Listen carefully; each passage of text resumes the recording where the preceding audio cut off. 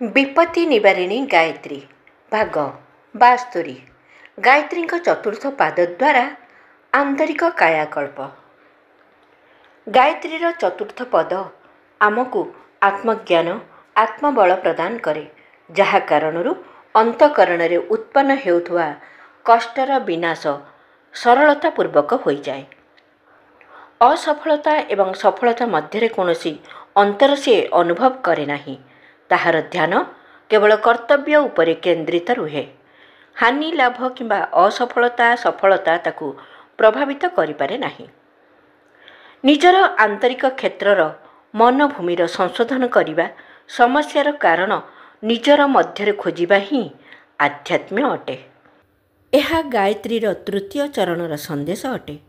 एहा हृदयंगम करुथुवा लोक केतेबेले हेले कौनसी स्थिति रे सुद्धा दुखी एवं असंतुष्ट रही पारे नाही।